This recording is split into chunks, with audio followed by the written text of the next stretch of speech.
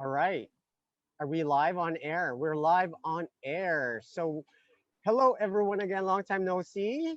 It's been I think about 20 days, 22 days or so since we last met, and just want to say happy July, happy post Pride, and um, despite that we weren't able to record the first session, we're able to meet today, and again, don't stress that we're going to be asking the same questions. It's really just have let's have a conversation about some of the topics that we discussed last time, and some new topics that are also on top of your mind. Hopefully, everyone's been having a great summer so far.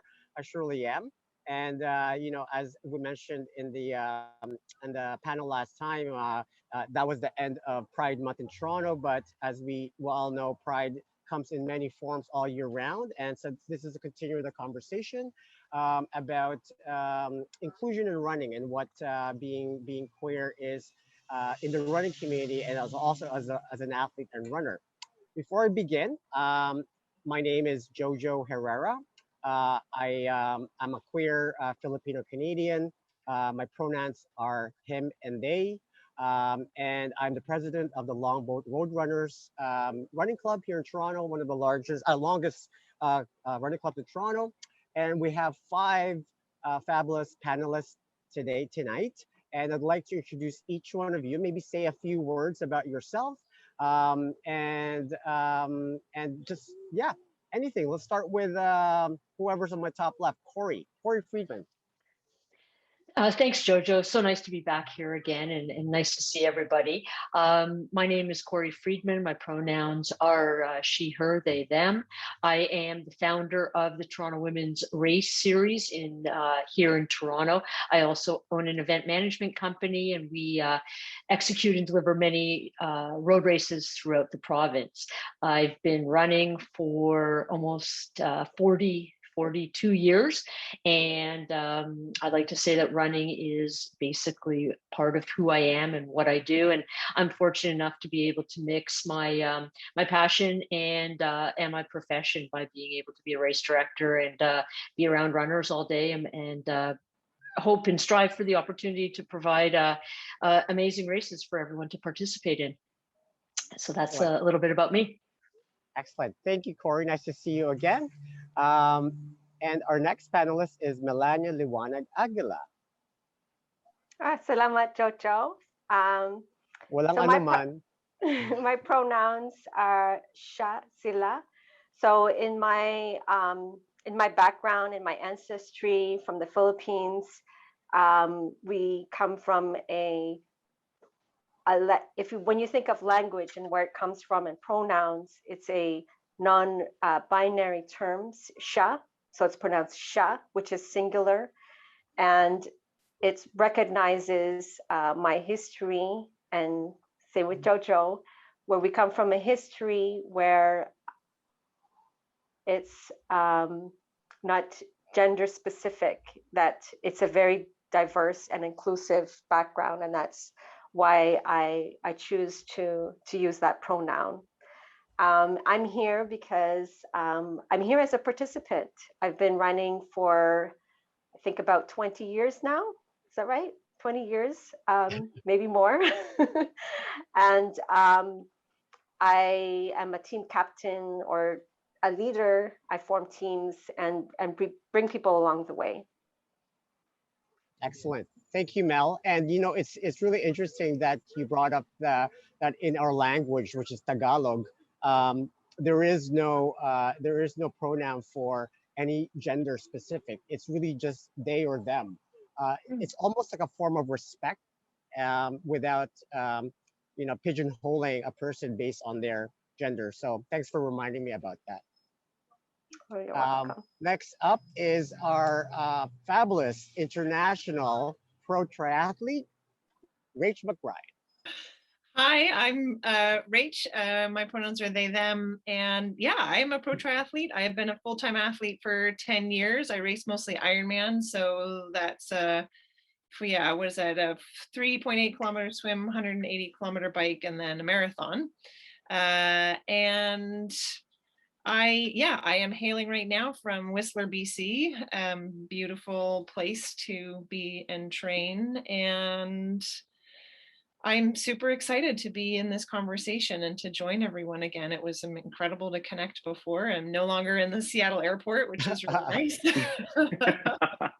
And I have a bit more time. So it's great to be here. Excellent. And have you? How has your recovery been, Rach, since your Ironman on that weekend? Yeah, it was actually pretty great. I was here in the cabin in the woods, so I really got a chance to, the 2 weeks after Ironman anyway, I was in quarantine, and the 2 weeks of recovery after Ironman is usually just pretty chill. So I actually really enjoyed myself. However, I don't think I rested enough, and I probably drank a little bit too much beer every day, but which for me is like a beer a day. But now I'm back in it. I've got another race coming up in 6 weeks. Yeah. So yeah. So one question: what's one thing that you were so happy to consume or do during recovery, other than beer? I know my first number one is beer. Well, usually my diet's quite restricted leading into racing, and the thing that I really have loved to eat during recovery has been blue cheese. Actually, I usually stay away from dairy, but I've been eating quite a lot of blue cheese recently, and I just love it. I forget how much I love it. Good for you. Treat yourself. It's good for mental health. Thank you, Rach. Next up is Michael Cajuby, or also known as McCandy. Up to you. Oh, thank you, Jojo. And I'm glad to be here again. I am Michael Kajubi, a member of Frontrunners Toronto, and also a founder of Tours and Travel in Uganda, which I founded a few years ago to support the McBride Foundation, which main reason was to fund and help change the livelihood of the elderly and gender minority youth that are at risk. Yeah. I'm glad to be here again. Glad to see you second time, and I'm sure we'll bump into each other soon in one of the Frontrunners group runs, which is has finally opened last week, I heard. Yeah, that's for sure. And last but certainly not the least is our fabulous Gabriel Jarquin. Got it. Hello, everyone. Good to see you all again. I'm here tonight with my best friend, Celine. We have a sixth panelist. So my name is Gabriel. I came to Canada from Nicaragua in 1989 as a refugee with my parents who were fleeing the war. I grew up in Kitchener, Ontario, and I moved to Toronto when I was 17 to study at the University of Toronto, and I've been here ever since. I am now a marathon runner. My next race will be the Berlin Marathon in September, which I'm very excited about. I've been training really hard for that all summer. Last year, I joined the board of directors for the Pride and Remembrance Run as the experience director. I was looking for something to do while being laid off of work. So that took a lot of my time, and it was a really good opportunity to get back to the community and see the other side of what racing looks like. I'm mainly a road runner, and my job is as a flight attendant. I've been doing that for 15 years. And I'm soon going to be going back to work. So I'm happy that I get to travel and race. So that's kind of been my jam the last few years. Wow, I'm jealous. I would love that combo of flying and running, because that's one of my favorite. Is that the first thing I do is like, oh, forget the bar. We're going to go for a run first. Every time you land in a new place, it's like the perfect kind of like shakeout, and as well as the perfect kind of way of kind of like, I call it marking your territory, because like, you're like, oh yeah, this is my new route now for the next 3 days, or so it's good for you, and congratulations on doing Berlin. That's amazing. Coming up. So like I mentioned before, let's keep the conversation organic. I'll be asking similar questions than last time, and really the objective is to get to know more about you, and for audiences out there to really get a sense of what running really means to you. not just both for you personally, but also for you as a queer person, and how that reflects your identity and how you share that with the rest of the world. So one of my first questions would be, and I will give this to Melanya. And the first question is, when did you start running? Why did you continue running? And what does it mean for you to run as a queer person? Okay, so I started running later on in life, and it was around the time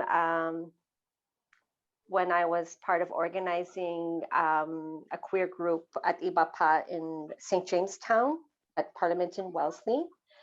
And it's a Philippine queer group. And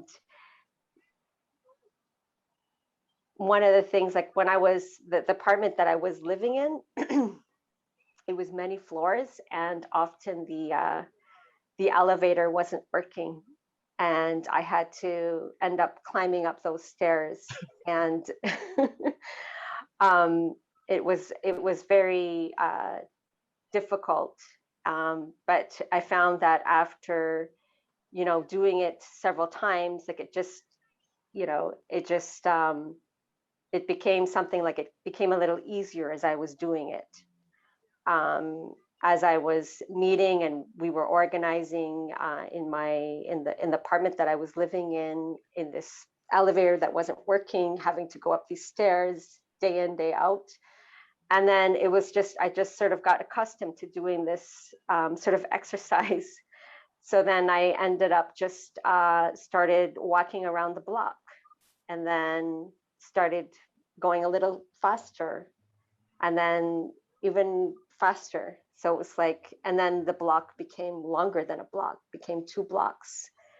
And it was like the combination of doing that and the organizing as a queer person and in a queer organization, it just all gelled together. Running kind of gave me the confidence, and it changed something in me, because before I hadn't done it before. And because I was in a situation where I had to run, like I had to actually climb up the stairs, and then, from that I was able to experience the running. It just really became a natural progression. And that year, so later that year, I actually was invited to attend my first run, which was actually Pride Run. You can see my t-shirt here.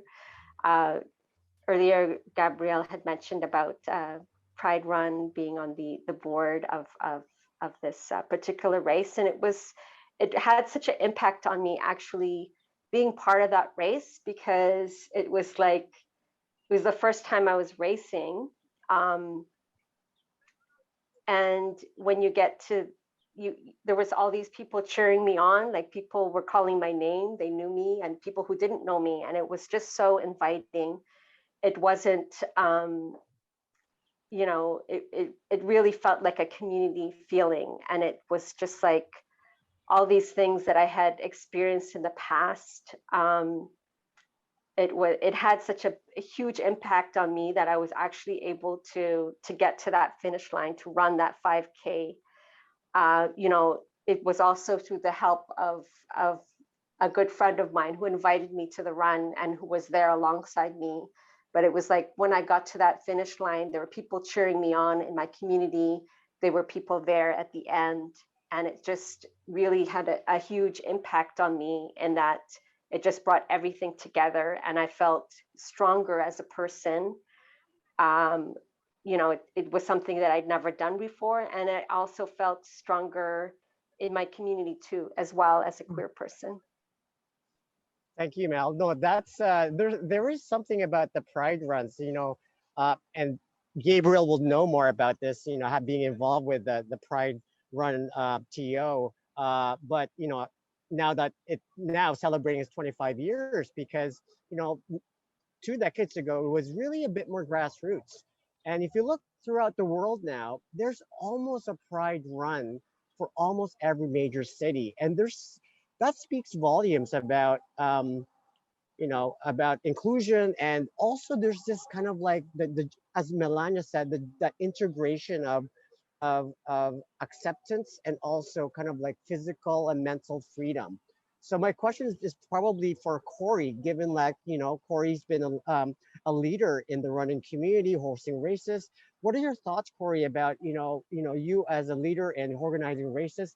What do you see in in pride runs, not just Toronto's pride runs, but other pride runs, why there's a bit of magic in there that you can kind of feel whether if you're queer or you're an ally? Yeah, there's something very special about the Pride Run, especially in Toronto. I've done some other races that are inclusive. There used to be the World Gay Games that I was a part of, but there's, for me, Pride weekend kicks off with the run. It's about the run and everything else that follows after that. And it's, that special magical time where we basically have the city to ourselves for 5 kilometers. Everybody's out there, whether or not you're running or volunteering or supporting the community or you're a sponsor, however you're involved, it is this really cool event that's open to everybody. And what I love about it, especially from as a race director, was I get to run, so I get to have fun, but to see the best runners in the city coming out. And it's funny when you ask everybody, all the people who are usually in the majority of the races, what do you do at the end of June, that final Saturday morning in June, as we kick off Pride? And they're like, we do the Pride Run, and everybody does it. And that's what I love about it, is it's so inclusive. And there is something about running that's inclusive. In other words, it doesn't matter who you are, what your background is, what your color is, what your sexuality is, anything, your history. Once you run, it's an even playing ground. Everybody's the same. You're in it because you love to run. You are a runner. And I think that also extends itself to being out in the community and being a member of Frontrunners and being part of the gay running community. It is so inclusive. We're here because we run. We love to run. Yes, we're gay. We are here to show anybody and everybody that they can be a part of it. From Melanya's story to all of our stories, is running is a very inclusive sport, and it's to be gay and to run, it's always I find it very supportive and open and welcoming. Yeah, no, you raised a good point. There's that common denominator about running being inclusive, because one can also think that running is also almost a neutralizer. You could be in Berlin Marathon, Gabriel, running with the best of the best, and you're all together running the same distance and equally hurting, right? No one's holding back. It's almost like a neutralizer. And I'm sure Rach has won, like, I don't know, 10,000 Pride runs maybe, or maybe it's too short for you. How about you, Rach, about your experiences with Pride runs? Maybe before you were a pro triathlete, or even a participant at all? Yeah, I mean, I love revisiting this conversation because it reminded me of the one time that I ran the Pride Run Toronto, and it's the only time I've ever done a Pride Run. And I wasn't even an athlete yet. I was in my early 20s. It was would have been 97. And so I guess one of the first years that it went on. And I remember, like, probably all my friends were hungover and still in bed. And I knew nobody else doing it, but for some reason I saw that it was happening and signed up, and I was like, I'm going to do this. And I'm pretty sure I didn't train at all, but it was only 5K, right? So it was really manageable. I was a bike commuter, so I had some sort of aerobic fitness. And so I remember, getting up and doing it, and I was probably hungover, and it was so painful and terrible because, of course, I don't run easy. I just, go all out.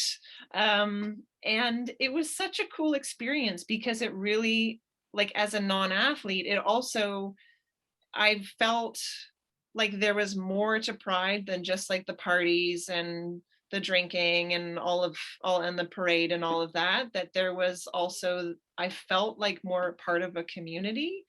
And it was a really neat experience, even though I like, you know, I was really solo there. I didn't meet anybody else. I was pretty shy at that point as well. And it made me feel, because like I've always identified as genderqueer, and especially at that point I was really discovering like my own gender and my own sexuality. And so it was this really cool experience of just feeling included and feeling part of a community, even though I didn't really know anybody there. And it was a way of like celebrating in the city, of like, I was running through the streets in this Pride run and being like, yeah, I am here, I'm queer, and you know, just out celebrating being queer. It was very cool.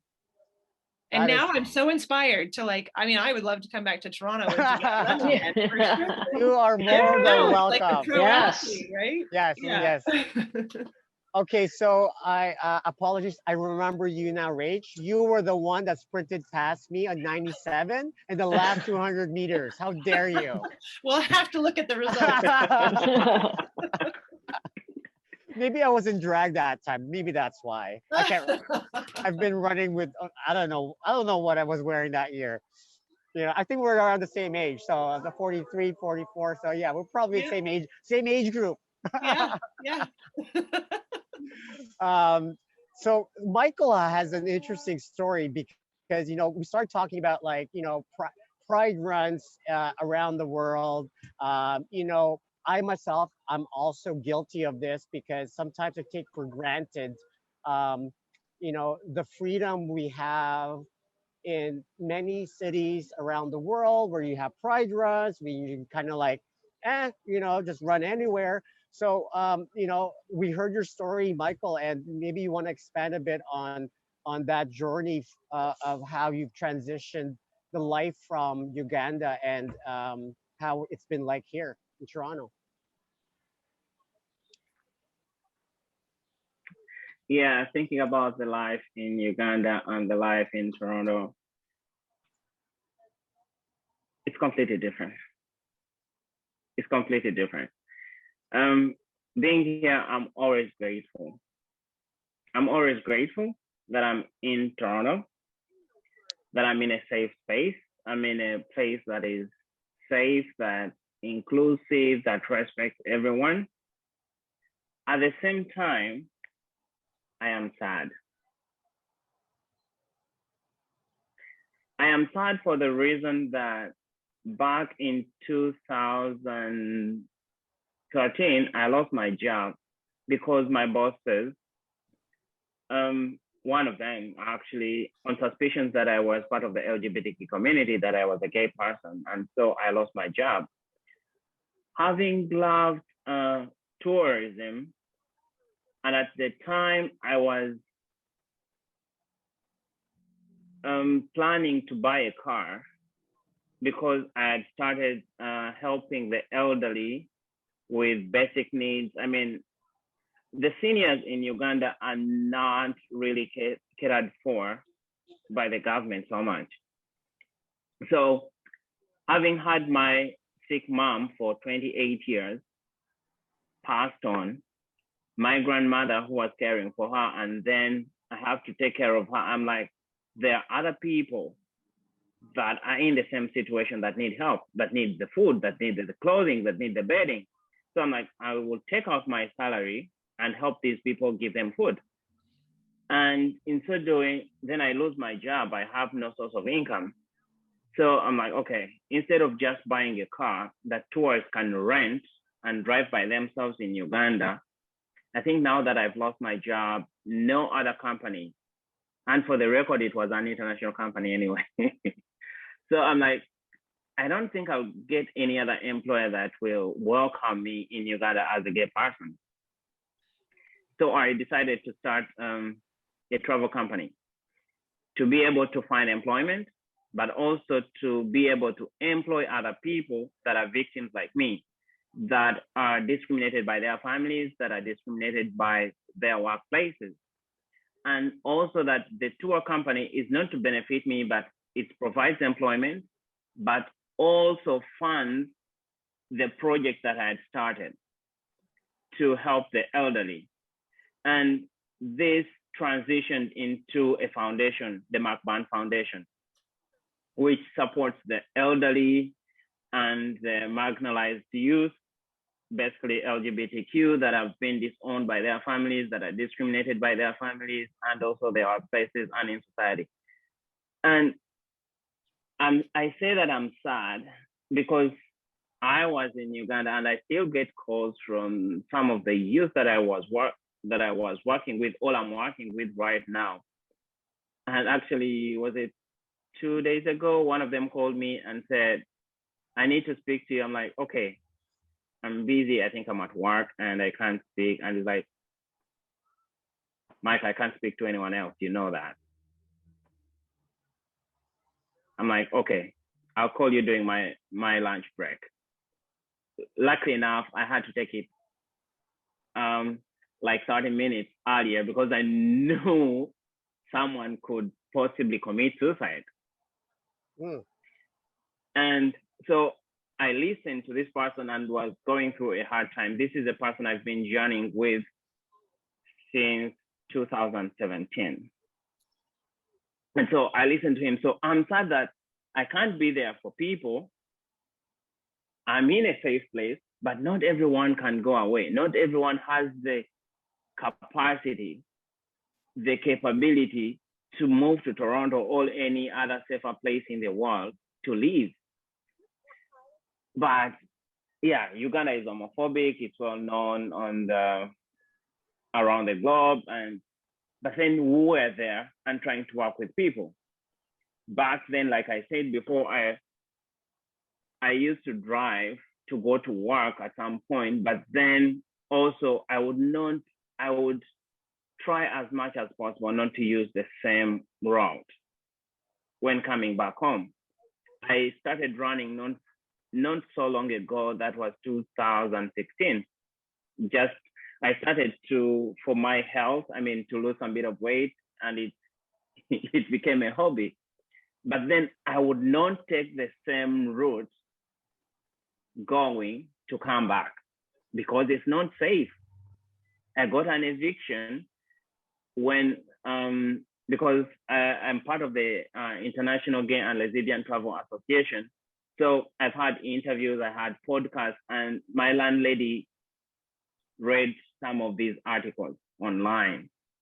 An LGBTQ organization in Uganda published one of them, and it appeared online. The landlady saw it on Facebook and gave me an eviction letter to move. And when she gave me an eviction letter to leave, because I was running a gay business in her apartment, the neighbors attacked me, threatened me, harmed me, and like, okay, this is a warning. If this continues, if you don't leave, something worse will happen. People have died, and so you'll be the next online. So this is how I feel, that I'm in a safe place, but then sometimes I'm sad that I can't help enough people back home that are suffering and that are facing a lot of discrimination. But I'm glad that I'm here. I continue to run, and maybe when I'm here, I can support many more people than if I died back home. Oh my God. Well, Yeah. we're glad you're here with us. Maybe in this kind of Brady Bunch space, but we're glad you're. No, I think that is very brave of you. I cannot relate to it. I'm not gonna lie. It's brave for you to go through that adversity, but not just that, but going a step further and actually helping others and being a leader and mentor and support for those that and not just the LGBT as you mentioned, but those that have been marginalized. And um, you know, all of us here as runners, have a sort of responsibility to kind of like share our experiences and also uh, raise a voice for those that may lack that voice. So my question is, which kind of relates to what you were talking about, Mackenzie, is that what can we do as not just casual runners, but also leaders, coaches, or mentors to those that may need a voice or may need a community. Maybe share a bit, Gabriel, on your thoughts about how we could champion inclusivity in being queer as a runner, just being queer in general. Despite that, we are grateful that we are in this place here in our world where it is generally accepted. I think for me, one of the beautiful things about the running community is I feel like I've never had to come out. I feel like I haven't had to have that conversation with people that I meet. I've always felt that I was welcome. I remember when I came to the University of Toronto, that was my coming out, when I moved out of my parents' house to come here. And I didn't feel like I needed to have this statement to say, I'm Gabriel and I'm gay. Just being Gabriel was enough, and that was back in 2003. And then in my second coming to running, when I started joining run crews, it's been the same experience as well. Right now I run with the Parkdale Roadrunners, and I feel like I can just be myself. I don't have to identify myself or label myself. And I think that's the beauty of the running community, is that it is a safe space. Even without knowing, I guess, when I was a young boy, running was the only sport that I could do. And that's the one place where I really wasn't bullied, because I was fast, so I would win races and I was celebrated for that. But I think even then it was a safe place, and it continues to be so. And I think that's what attracts people to it. Like you said, is because everyone's welcome and there is no discrimination that I have felt. And I hope that more people do share that experience as well. Yeah, you remind me of my high school days when I was discovering my sexuality. And one of the things that I think it was part of my survival then, is that one of the things that I did was, I think I used sport as a decoy, almost like as a decoy, so I wouldn't be bullied, I wouldn't be called faggot or homo, which I know some of my peers were called. And I found that somehow sport was my go-to because I love sports, but at the same time, it almost worked out as a decoy back then. I'm not proud of it, but I feel that people have had different journeys and how they've survived during the times when it was very precarious. Which is a similar kind of question to Rach. I mean, Rach, as a pro triathlete, as far as I know, there's still a long way to go to recognize non-binary people. I understand that you race in the women's side. What's the environment like for you being a pro triathlete and racing with other past women?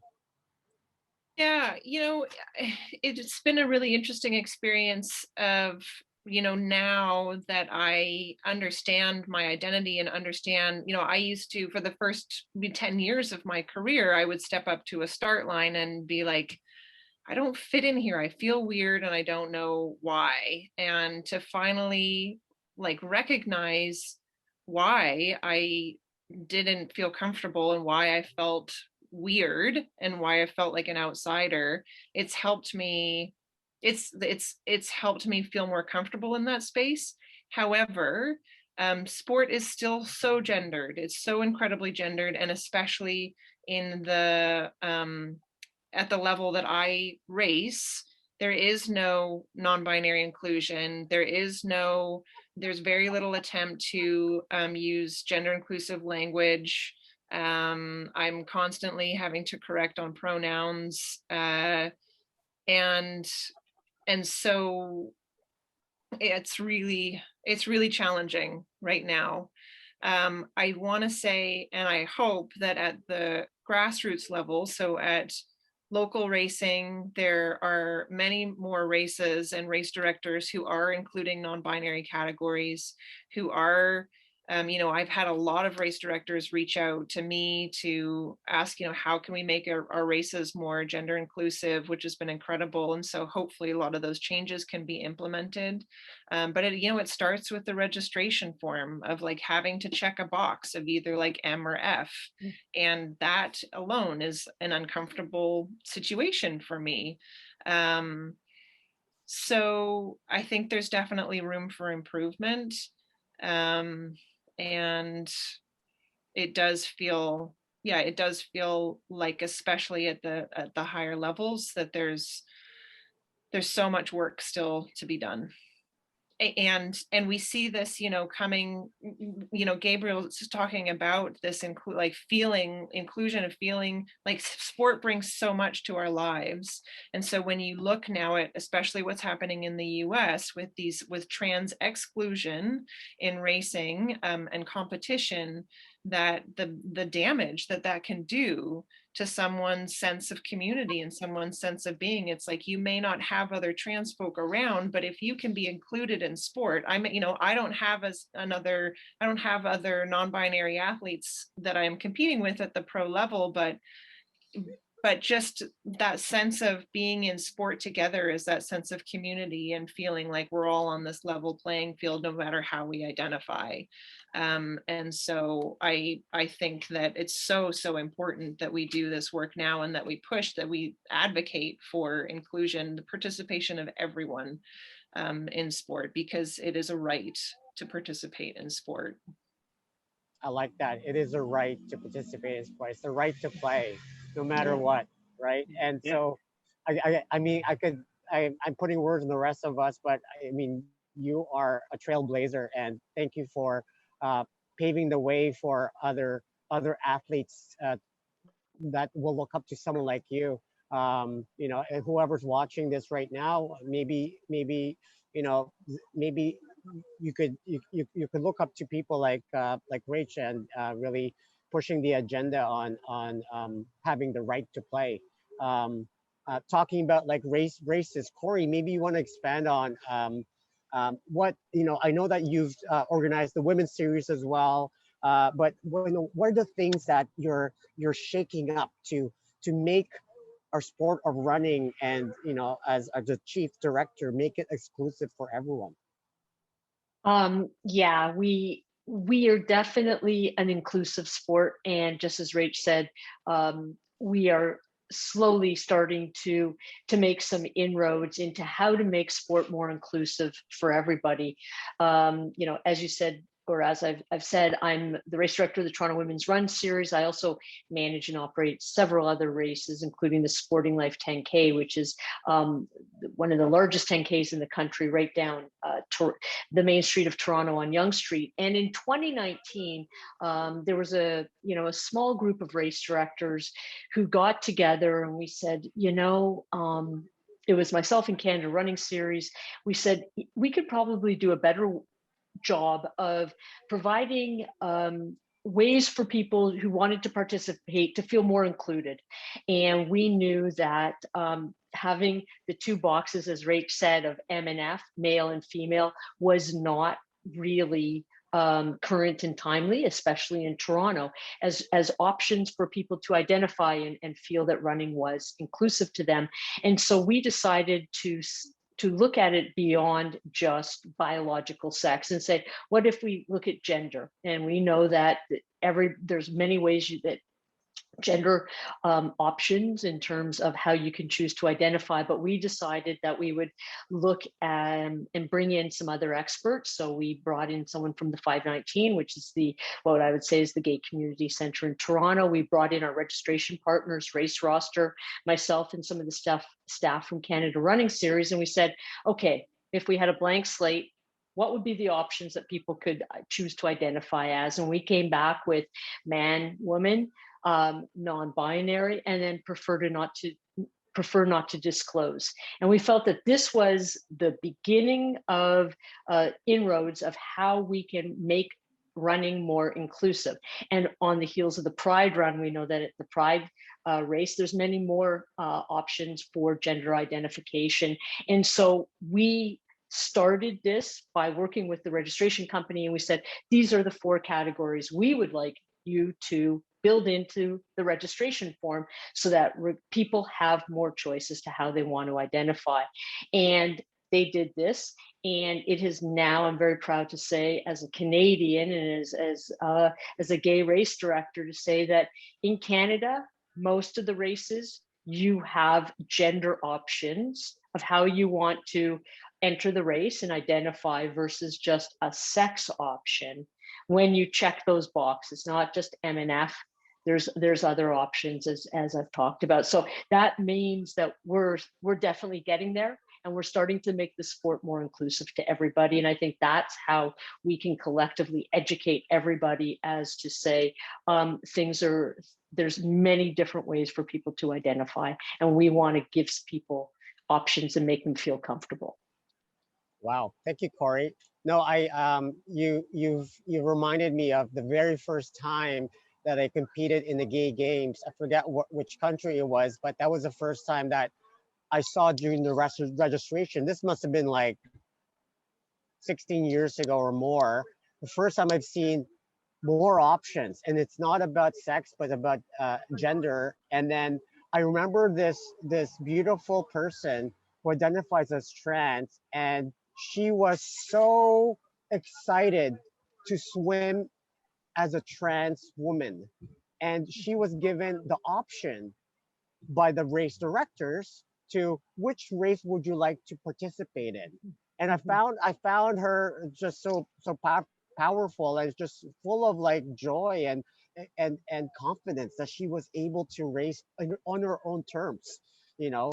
And having seen that first registration myself, you know, I'm like, wow, this is so like so futuristic. And then here we are today with you know, like you Cory, you know, paving the way for having more options during races. So thank you. My pleasure. And it's not just one final thing I want everyone to understand. It's not just about when you enter the race as to which category you enter. There's also awards and results that have been changed so that you are listed in your category. So, you know, you can enter as non-binary, and you can see how you do in your results and in the awards. And so it's more than just the initial, how do you begin the process? It's that opportunity to stand up on stage and accept your award as non-binary, and this is the category that you raced in, and here's your award. And that is what makes it even more impactful, I think. Thank you. Thank you. I look forward to 10 years from now, how this world, not just the running community, but all aspects of our society, how it was shaped down the road. I mean, some of the things we're talking a lot about here is about visibility. So my question to Melanya and to others as well, and feel free to jump in after Melanya speaks, would be, why does visibility matter? You know, so in running and just in general. I think visibility matters because it's about seeing yourself there, right? So it's important when you can self-identify and you're there, and when you see others that are there, it becomes something that you can also participate. It's an opening to be part of something, right?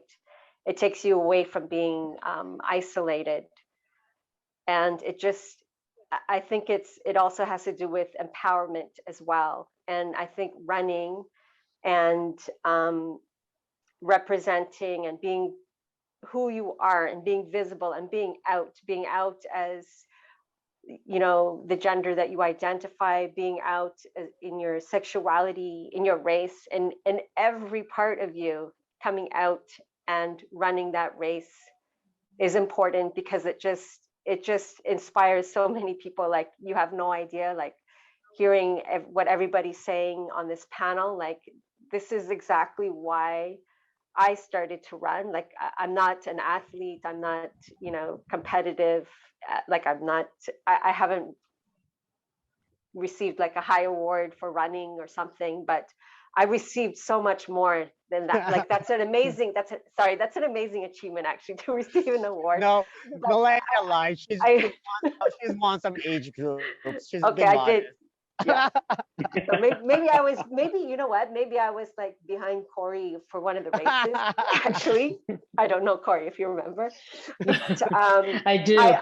Okay, I gained something so much more, and I know so many other people have. Right? It's about empowerment, and you know, a lot of these races.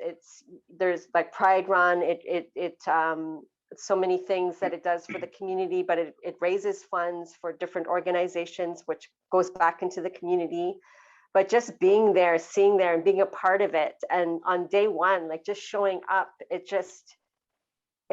gives you that empowerment and will, and to continue and to come together with others, and it just creates this really positive energy in a world when it's like been so harsh and hard. Like when we hear the story of what Makandi is saying in his homeland in Uganda, and experiences for people there, like it's around the world, and this is a way for us to come together, to feel empowered, and you know, just to be who we are. Thank you. No, yeah, I think that touches on, I think, what Michael McCandy was saying earlier. You may not know it, Michael McCandy, but I mean, your visibility has an impact on those people that are reaching out to you from Uganda. So maybe you want to expand on, you know, how important is that to you? Both not just the people that may look up to you or already look up to you back home, but also here locally in Toronto, you know, as a runner yourself. Yeah, I feel I enjoy running in Toronto. I enjoy running. Like Cory said, I'm not an athlete, but as a newcomer, when I just arrived, I didn't have so many people that I know. A few friends, maybe 2, 3, but then I joined the Frontrunners Toronto. It became family. I always looked up to going to meet these people every Tuesday, Thursday, and Saturday, to meet my new family in Toronto. I felt welcome. I mean, I was welcomed. I remember one of the things that it was my surprise that I was given a gift card to buy winter running equipment. And in my head, like, I was never going to run in the winter. But then I did actually run throughout the winter. So I was like, okay, with this equipment, how can I tell my family that I didn't run, yet they provided what I have to use? So this, and also, of course, for the good of the mental health and everything. I mean, I use running as a stress reliever. But as you say, not here, not only back home, here in Toronto. I think this is, if it could be a movement, it should be. I feel we have to use all the platforms we have, all the opportunities we have, not only in Uganda, not only in Toronto, but everywhere in the world, to put out this voice, that to start these conversations. Like I said, like I told you before, I feel there is so much need for the youth, for the inclusion of the youth. I feel, yes, we are running. We possibly meet and the elders, the seniors, we need to mentor the youth so that as we grow, as people grow, we have people that are coming in our footsteps. We have people that keep the candle burning when we start, when we start aging. There are people that are there to carry the conversation. Cory started something, but then when Cory is possibly in a care home center, who is there to carry the voice on? So I like that these conversations are starting right now, that we have an audience to listen to it. Maybe it will be courage to them. It will be a lesson to them that, yeah, hey, people have started something. And it has to be courage. It has to be courage forward. So I feel, yes, this is very good that we've started this. And possibly what we start now as a pride, a running session talk can go on every year. Bring on board different people, more people, so that what starts as this Zoom meeting, this panel, can yield bigger fruits, not only for Toronto, not only for Canada, but the globe over. Yeah. Thank you. No, I just love it's funny, all of us are here today. We're talking about this because we're talking about inclusivity, but within our own inclusivity, there's so much diversity within our own community as well. And, touching on your point, Macandi, on the youth, you can even expand it further to that, because some of these, our audience, our listeners here, maybe they have children that's watching this around, or the younger people, maybe when they see people like Melanya, they could say, I could be a queer Filipino runner as well. And they see someone like Rach and go, oh, I've been thinking about this because I they don't identify themselves as a woman, but I want to start accepting and entering races as non-binary, or someone like a young cute Gabriel, from Nicaragua, correct? A very cute Nicaraguan boy that goes, I could be as fast. I'm going to beat Gabriel's records and go to U of T as well. So you never know, right? And as what you were saying, Macandi, it starts somewhere.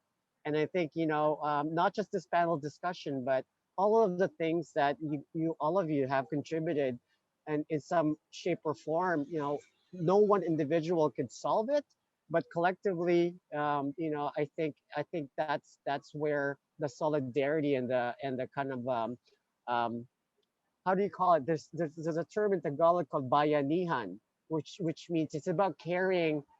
Long story short, but bayanihan is a whole village helping one family to carry the hut to the next village. And I find that with a lot of marginalized communities like the LGBTQ2S, we gotta help each other out. It's kind of like bringing our voice in different lenses and forms to really create change, and one chip at a time. Hey, Jojo. Yeah, Gabriel. As we're talking, I'm realizing the power of what we're doing and the power of being queer runners. I think, on the surface, if you were to Google, for example, Gay Pride Parade, I think we all know what we'll see. And my hope is that one day you will Google Gay Pride and you'll see the Pride Run at the forefront of it, right? Not the typical, half naked man on the float, because that's not who we all are, I think there's so many different ways to celebrate Pride. And for me, like Cory said, this has become my pride. Before I used to leave the club at 7 a.m. Now I'm waking up at 7 a.m. to go do a race. And to be honest, I hate 5Ks, but I will do the Pride Run because it's a Pride Run, but it's the least favorite event of mine because it hurts from beginning to end. So I think what we're doing is beautiful, and just by being ourselves, by doing what we love, I think we're also, you know, painting a different picture of our community that I think we need. Thank you. No, Pride Run. I'm not trying to convert anyone there, but my pride is Pride Run. That opens the door, like what Cory said. You know, instead of 5 in the morning leaving the club and going to the start line at sometimes 9, sometimes 10. I remember. Thank God, 10 is good. I like 10 a.m. So you can have that extra beer, Rach, at 11 at night, but you have to go to bed because you need your beauty sleep. Yeah, so last question. It's been wonderful, but last question, and everyone can answer briefly about it. You know, dream big, because we want to think about the future. We talked about the youth. We talked about making baby steps in a utopian future. In one sentence, what do you want to see or need to see? I'll start with you, Rach. Wow.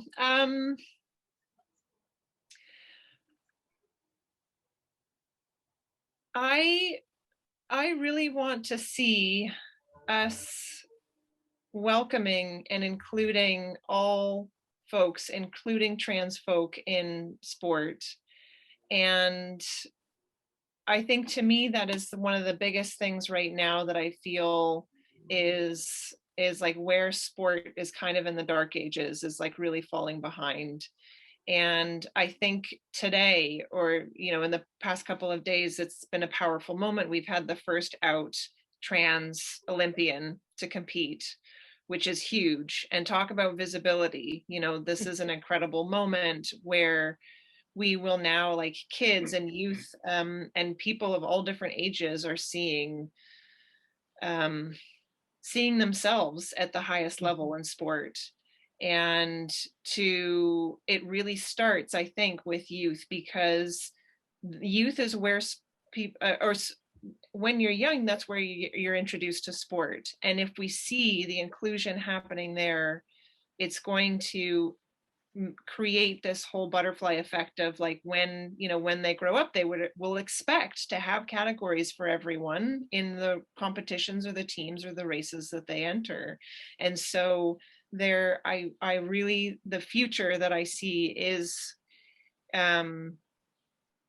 just a level of acceptance and inclusion, and just that it's not a big deal. That it's not a big deal, that everyone feels welcome, and they don't have to worry about, you know, what the gender of their partner is that they're bringing, what their gender is, how they look, how, you know, that there's clothing that fits everybody's bodies and abilities. Yeah, that's the future that I see, that I hope for. I want that future too. Cory, what's your future like? Not your future, but the way you want to see it. I think that Rach put it quite eloquently, is that it's just, for me, I hope, similar to what they said, is that it's safe, it's open, it's welcoming, and at the end of the day, it's not a big deal. And everybody is just like, sure, anyone and everyone is welcome, and there are ways that you can express yourself physically and feel included. And so I think the one sentence is, as we move forward, is all of us need to continue to pave the way for openness and a feeling of inclusion, and at the end of the day, a safe feeling for everybody, so that they can be who they want to be. Thank you, Cory. Gabriel? For me, you know, it's a matter of not being celebrated just because you won. I think it's a matter of being celebrated for who you are. And I think that's the most important part. And I've lived this, like I said before, when I was younger, I was celebrated because I won, and now I feel like I'm celebrated for who I am. And I want that for everyone, and especially at the Olympic level, yes, it's good to have people coming out, but that's what needs to be celebrated, is this who they are at the core and the fact that they're strong enough to be themselves. Wow. You just gave me goosebumps. Just thinking about the Olympics coming up and just probably the things that would come out of there could be magical. Yeah. Melanya? It's really good to have that vision and to think about the future, that we can actually talk about what, how we would like to see the future. And for me, it's about like bringing what we have here everywhere, because there are places where it's not accepted, where who you are is not accepted, and it is not safe. So it's about being able to have that everywhere in the world, not just where we are here today. So I'd like to see that accepted around the world. And I just want to add something as well. Like, I know we're talking about the youth and the future, but I think it's also about going to our elders as well, and having them as well as a part of it as well.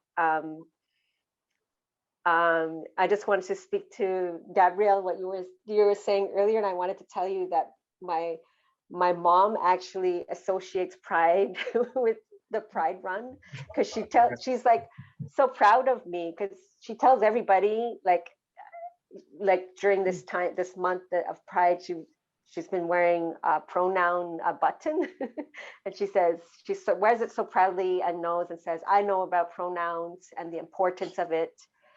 And then she says that her child actually runs at Pride and runs it every year, and relates that Pride to the actual run, because my mom actually is there and would be there near the finish line, not maybe at like a Young and Wellesley, just to see me run by, and so proud. So it's just like, I wish that, because it feels so good as a child to be accepted by your parent. I know it's not like that for everybody, but it's something that I wish in the future every child can feel that from their parent. Also gave me goosebumps. And a final word to Michael McCandy. What is that future that you envision and yearn to be? Be you, be happy, be an inspiration, be love. Yeah, I envision a future where people can be themselves, be you, where people can be happy, where people can be an inspiration to others. You can't hate and you're an inspiration. It's really, I find it ironical that someone can promote hate and be an inspiration, and where people can be love, promote love that's inclusive for everyone, like Rich said, and where people can be themselves when they go to run. They feel accepted. They do not have to fear and think, hey, maybe I'm trans, and this is not a safe space for me. So that would be it. Be you, be happy, be an inspiration, and be loved. Thank you. Thank you. Yeah. All about having that positive space that everybody just gets along, and we will get there. And so I thank everyone for not just tonight's and sharing your stories, but each and everything that you've done, locally, within your community, internationally. Kudos to everyone, and I encourage anyone watching this to, as McCandy mentioned, be yourself, be happy, and be loved.